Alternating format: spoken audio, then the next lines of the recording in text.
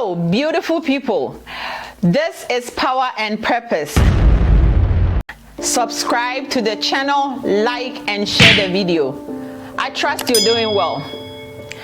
Our topic for discussion today is, will I survive this?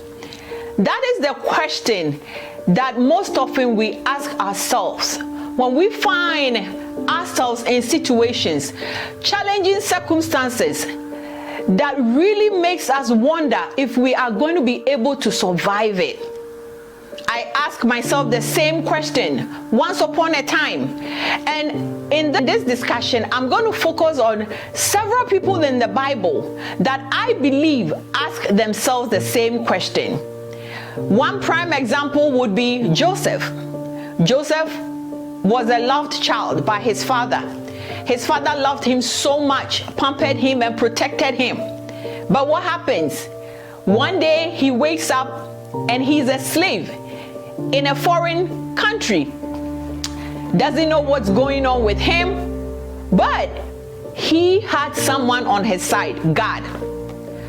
Job, a very well respected and a wealthy man in his society.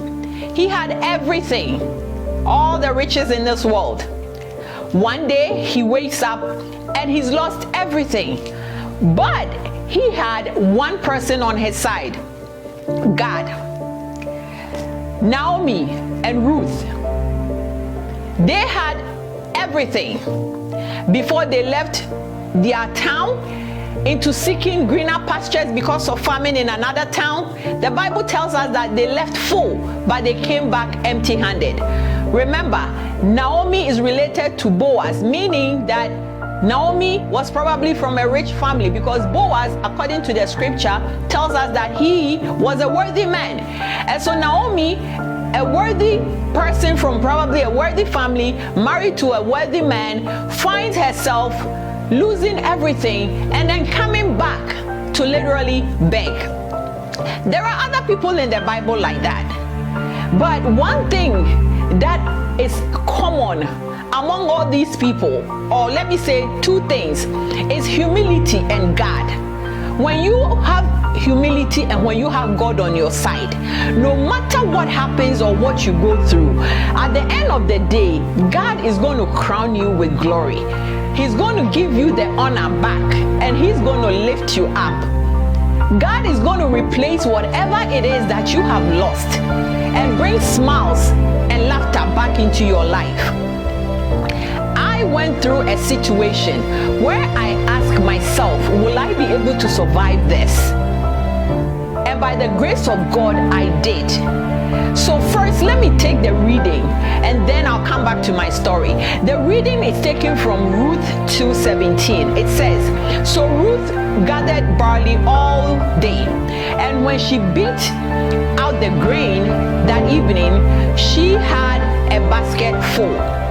So this was the time when Ruth had returned with Naomi back into their town where they left off. And so when they came, they had nothing. Literally, they were empty. So now they had to beg to eat. Not in essence going into people's doors and asking for food.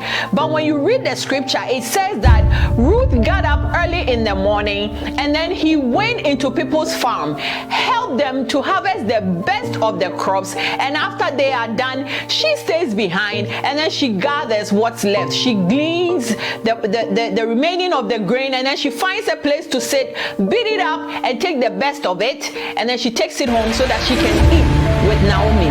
That was the life that they found themselves in. But they humbled themselves through it all because they were trusting in God to eventually redeem them. And when Naomi told Ruth to go lie at the feet of Boaz in the threshold, what happened? Ruth humbled herself and she did exactly what Naomi told her. So you can see that humility played a key role in all this. And at the end of the day, God's glory came back to them. And when you read the scripture, you will see that Ruth had a baby, and through that birth, Christ was born. And so the ancestral lineage goes back into Ruth and Naomi. So this is God. When God is on your side and when you humble yourself,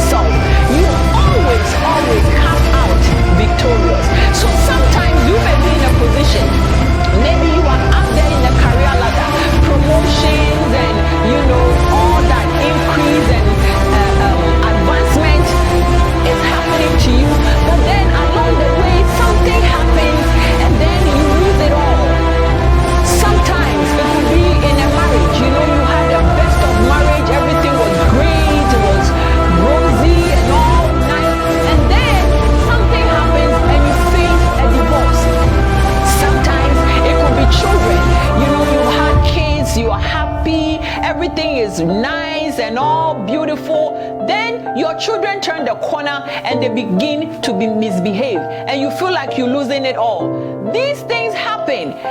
Sometimes people can tell lies on you, especially in the workforce, and set you up and then make you fall. These things happen, and then you ask yourself, how am I going to be able to survive this? Can I even survive this at all? But I want to tell you the answer is yes, you will survive this. You will survive this because if you have God on your side, you will survive this. And you will survive this because when you humble yourself, you will survive this. God is going to see you through, because God will never shame you. With Him on your side, you are more than a conqueror. You are victorious. With God on your side, He is going to honor and bring the glory back to you. But you need to humble yourself. So it doesn't matter if you have it all at one point. When it comes time for people to give you something, like hand you downs or give you money or offer you menial jobs, take it.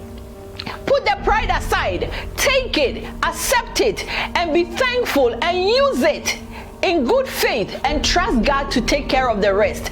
God is going to bring you out. He is faithful, and whatever He has said, He will do. So now let me come back to my story. Once upon a time, I was in a very bad relationship, and we were going through a terrible divorce.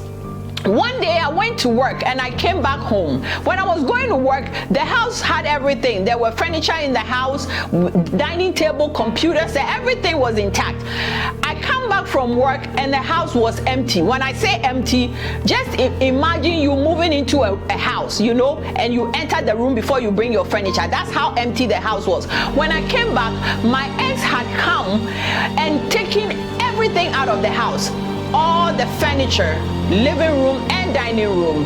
He took the computer, television, curtain, ironing board, iron, cutlery, you name it, mattress. The mattress that we slept on, he took it. He took everything. And I came into an empty house. My first question was, am I going to be able to survive this? Where do I start from? So I started calling friends, and some of them came over, and family, and they started giving me ideas and suggestions. I remember at one point there was a police officer, because I had to file a report. The police officer started giving me some suggestions where I can go get some old or used furniture, where I can go get some food stamps, just to make life easier for me. I had to put pride aside. Yes, I worked and I was able to afford everything, but I'm in a situation where I don't have what I need right now. And so with that suggestion coming in to go and apply for food stamp, go and apply for shelter, go and apply for this, I was just taking everything in, and I just humbled myself. My sister brought me her old comforter set so that I can double fold them and then be able to sleep on them throughout the night instead of sleeping on just raw carpet. And then she also offered to bring us an old TV that she had, she wasn't using, those TV with the big back. I accepted it, even though at one point we had a big flat screen TV. It was then a new thing coming on, but I am in a situation where I don't have it anymore. So what do? I don't have any reason to be upset that they're offering me their hand-me-downs and they are leftovers that they don't use or want. I accepted it with gratitude, and in fact I was grateful for them. And so that's the situation that I was in. But my girlfriend approached me and she offered to buy me a mattress so I could pay her back later, and she did. So she was able to buy me that mattress and I paid her back later. And then another friend came and said, no, I understand that the police officer said you should check the shelter out. Don't check it out yet. I want you to first start with subsidized housing. It's an office or an organization where you go in and then you fill out a form, and based on your income they give you some sort of help in paying for your rent. I went and I applied for that. I never thought I would get it, but they gave it to me. And so people were there and they were offering help the best that they could. There were people who would do groceries for us and bring it to their kids. At some point I was grateful for everything because they were there to help me, and I humbled myself, and whatever help that was offered to me, I accepted it with a grateful heart, because that was the best that they can do at that moment. And at the end of the day, God glorified himself. Though we had to go a whole year without a proper TV or living room furniture, God glorified himself. When it happened, I was able to buy a dining room set from Target, and I had my neighbor come and fix it for me. And so the chairs off of the dining table became our chairs that we used when the children wanted to watch that TV that my sister gave me in the room. So they would just drag the chairs and watch TV. But God was good. God has always been with us, and God sustained us through the storms. And at the end of the day, we were able to replace everything. God lifted us. God brought glory and honor back onto us. And here I am today. My kids are all grown, and I'm here because God saw me through. When you go through challenges, when you go through situations, you need to always trust in God. And so you may ask yourself, will I be able to survive this? My answer to you is yes. It's yes to your question. You will be able to survive it. Why? Because God is with you. So you need God and humility. And when you have God and humility, trust me, you can survive this.